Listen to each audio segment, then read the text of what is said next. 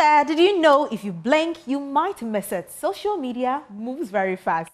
But Charlie, don't worry. We've got you. Because on this segment of the AM show is where we give you the hottest take, the viral videos that are taking over the timelines. Yeah. Of course, from breaking news to the memes you can't stop sharing. And of course, if you're doing with somebody who is pretty, beautiful, and intelligent, you're going to have a good show. My name is Derek Elom Ashilevi, and I'm doing this with the ever-ravishing Jacqueline Asoma Yeboah. All right, moving to our very first story. It's a story that made headlines in the course of the week. Of course, these are headlines from social media. And it's the story about Ralph, who is a social media activist who, I mean, you know about the 2025 budget being read in Parliament, and he met Honorable Stephen Amoah. Yeah. And had some very strong words. Popularly known as Sticker. Popularly known as Sticker. Yeah. I don't want you to take our words for it.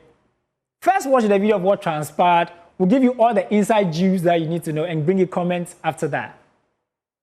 Honorable when I'm a corner, now going to street light and so offer your friend is saying, so for la entertain this one, Ninia and so Patase, Ninia or and what's on my way for 8 years, Mr. Seka, Kawanutu more parliament, now on mine, the new finance minister, every kind of Bekaima Ghana for, oh yeah. The mobile car to so and yet the union said the Ghana be queen, and yet the best sabotage of mine, any or mining council. Yes, she shall see a billion for parliament, then that man of so we are hoping. I've always been saying that people actually use the powers we have given them to intimidate us. There is nothing wrong for a citizen to ask persons that we are putting into offices their responsibilities and what they are doing. I am only sending this for Ghanaians to know that we have the right to question the people we put in authority. That's it. And he feels that that is a threatening.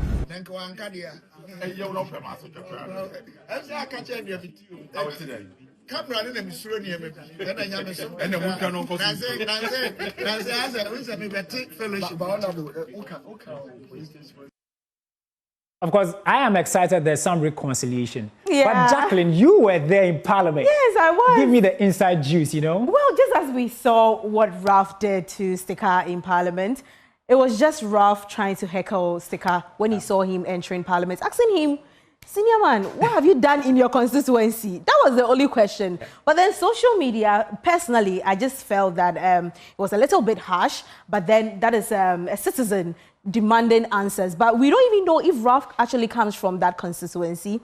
But then, you know, Sticker actually took it personal right after the budget was read. And also, that was when they had to call security to come and take him outside because it was getting tensious inside. I mean, it was getting tensed up inside, sorry.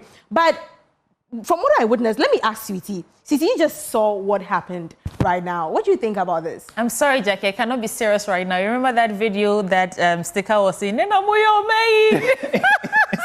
He actually asked Sticker, well, you know, the same person was crying. Yeah. Then Sticker was like, "Yes, I am," but it was in a different context. I remember that, but Ralph hasn't put that video out because he was videoing Sticker in Parliament. Then he asked him, "I know the same person." He was like, "Oh no." Jackie, you make a very fair point. But in any case, if a parliamentarian is on his way to work, you don't have any rights. Even if he's declared wanted, he's going to perform his parliamentary duties. And of course, when this issue broke, I spoke to one of our in-house lawyers, Fodjo Listowell, and he was telling me that in any case, he's performing his day job. Yeah. Even if he needs to be arrested, there's a way to go about it. You don't meet an MP and just hurl insult and, you know. It was actually getting very personal at that moment. Yeah, at a point, you have to say, "Oh, kwakawanu tu menkasa." Hey, it's quite some way. Right. Of course, running through social media, what they got to say? Well, Aguda once says that this is not nice, but they deserve it. This man once said that we will pass E-levy. Kobi Humble says that fire for fire, assembly, but Charlie, they should stop. They should be quiet and endure it all. 8 years ago, today he can't tolerate 3 minutes in poll. Charlie. Let me move here. Nicholas says that, come on, this isn't fair. Charlie, choose your words carefully. I know, right? And Titus Glover says that, please stop before he starts crying. I mean, social media was reacting to this. Some were actually on Sticker's side. Some were also on Ralph's side. Whose side are you on? I think I'm on the side of the law. That, Charlie, you may have personal sentiments. Then if everybody just takes to whatever they feel, then Charlie, there's anarchy because everybody will do what they want, you know. So let's play by what the law has got to say. The next story is one that when it broke, everybody was like, hey, now the end cost is a story of who collected the betting tax. Yeah. Of course, the 2025 budget was read in Parliament last week, Tuesday, and former Finance Minister, Dr. Amina Adam, had to, you know, give us what they call the real state of the nation address, or the real state. That was the real budget. The real budget, you know, according to them. And he made a very shocking remark about the fact that the betting tax was never collected. Yeah. And this story made crazy news on social media because if it wasn't collected, I don't know, boys look at bets, I don't know, you're too tight. The boys, they're not, they're more for social media. Yeah. I mean, it was one of the stories that nobody took it lightly. Yeah. Because, Charlie, I know some of the boys, like my boys like Eben and things, and the boys need to share Juma. Now, boys have brushed share Juma, and only for you to come and claim that it wasn't deducted. It makes you wonder, then who was taking the money? Holy Spirit. Man, I know this story is a very light note kind of story, but of course, there are some facts to it. So, according to Dr. Amin Adam, well, just so you know, let me give you the explainer. There is actually nothing called betting tax. Just so you know, there's nothing called betting tax. What there is withholdings on all winnings. So there's when you win, part of the lottery bill that they have that gets money coming in for the country. There are levies that the Betway pays, or Sporty Bet, or all the other bets. I'm not mentioning the names because I use them with the research in China. You know, it's just for the data. It's just for the data, you know. And all of these companies pay a levy. Yeah. Now, apart from the levy they pay, you, the investor, the betting investor, when you stake a bet and you win, you pay what we call withholding tax on winnings, and which is at 10%. And of course, Joint News finding tells us that GRA actually made us aware that in 2023, when it was implemented, we raked in some 54.1 million Ghana cedis. Yeah. Then in 2024, we got some 147.5 million Ghana cedis. And if that is the tax, which is the winnings, then you can think about the real earnings, like the grand sum that, you know, the people make, you know. Yeah. And it broke. Social media didn't take it lightly. I mean, for people, so many days. You know. Was making waves on social media. Ran me through with Jackie. Well, let's read the first comment. JC Wall says, thanks for the clarification. Enjoy your position for the next 16 years. Charlie. So MPP is saying betting tax was never implemented. Why did Baumia campaign to remove it? Well, Brimo says that, hey, even on Sunday here, they took 30 cedis from my winning. Hey, MPP. You know, people are so betting. The guys can actually relate. For those of us who don't bet, but Eric, I suspect you. Oh, man, David. I mean, God can take care of me, yeah. If God has it, the multimedia will take care of me. Hey. They can't take care of me. Yeah, I mean. All right, so, yeah, one person said, okay, now I can't defend my people again.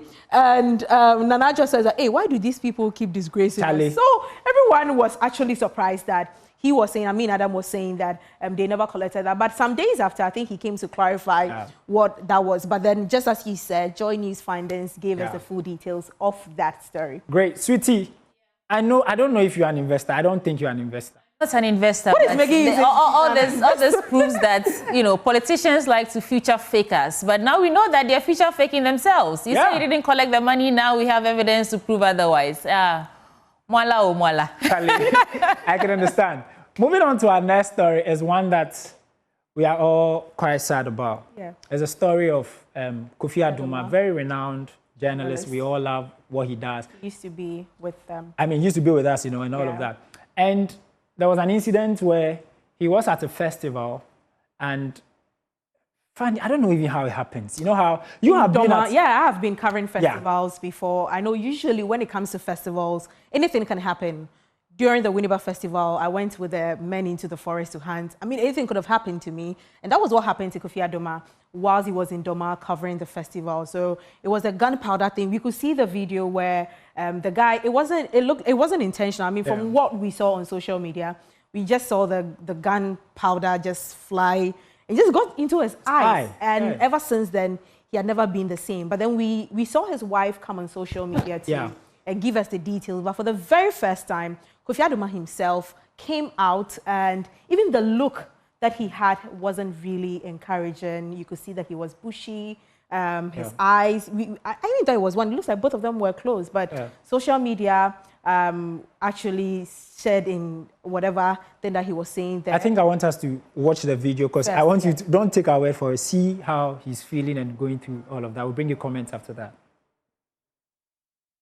Yeah, make us say, but I say, Makasa and Sana, me need the ABC. At least, it make Kasa and Sana the ABC. At least, Makasa, we say, ABC, you, the powder, I can do good, and you see that, and yes, sir. Me say, hey, Ghana for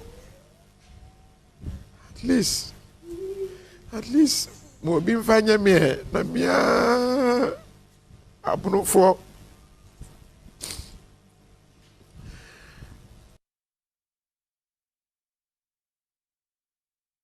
I mean, this, I don't know, Charlie. There's a longer version there. I mean, it's 1 hour. There's a 30-minute version of him narrating what transpired with him in Doma. And key takeaways from that was what he said, a couple of stuff, saying that, I mean, people from the town that he went to cover the festival haven't really been looking for him. He revealed a couple of stuff when it comes to this story. But then let's see what people... The ground has got to say. So Sir Ernesto says that if you've never injured your eye before, which needed surgery, you wouldn't understand. You feel like your world has come to an end. Those around Kofi should help him, and may the good Lord strengthen him. Mijay Meho says that sometimes I ask myself a few questions like, don't they have any spiritual connection for an insight on what's ahead of you? My prophet told me not to step out one Tuesday, and I disobeyed by stepping out without my car, and the taxi I picked almost killed somebody. Wow. In other words, Kofi should have gotten a prophet. Yeah, before he should have looked. My mom has a certain word for it. It's pitentaka or something like that. You have to look inside before you travel. Rachel says that this is very sad, so sad, Charlie. Yeah. This life, you don't know what can happen to you the next day. Anytime you have the opportunity to wake up the next morning, just give thanks to the Creator. I mean, I mean, it's one of the prayers we're all praying that nobody in their line of duty should encounter something that, that's a very sad story. Yeah. Moving on to our next story is a story that I don't even understand. We all know about how when President Mahama came, of course, they do appointments and, Yeah. And Dr. Dampare, perhaps the most celebrated IGP. Yes, very popular. Very popular. On social media too. I mean, the only IGP who would fry both floats with you. Yes. The children are crossing the road. Who would dance at and everything. Man. Even in fact, as at last week Saturday, 8 days, 5 days prior to this removal, he was mourning his mother-in-law. Yes. Was even dancing bobo with the ladies. AB, show us that video of IGP Dr. Dampare dancing. We'll bring you all the other just after that.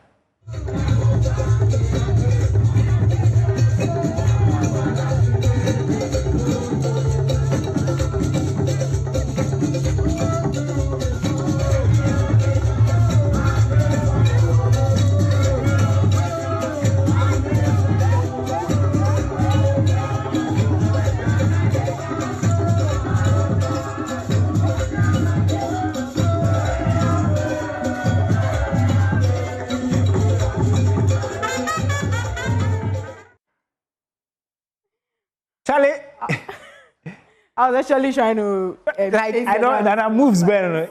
Yeah, I mean, we have great respect for the former IGP, but let's all be aware that he's one of the most celebrated. Yeah, everybody likes him. People, I mean, according to a lot of citizens, when he came, the police is now our friend. Yeah, no, those days who police can't walk to me, man, But on the flip side of things, while the citizens are jubilating and are sad, we are all like, I mean, what happened? This guy doesn't dance to the tune of a Kufuado, neither. So we all thought that he would have continued, Yeah. But we see a flip of things where police officers across the country are jubilating. Like, and now grow. Do you know the vibe our day, like you're about to vacate? It's like, there's a certain vibe. The police are excited, they're happy. See the jubilation videos. We'll bring you the comments after that.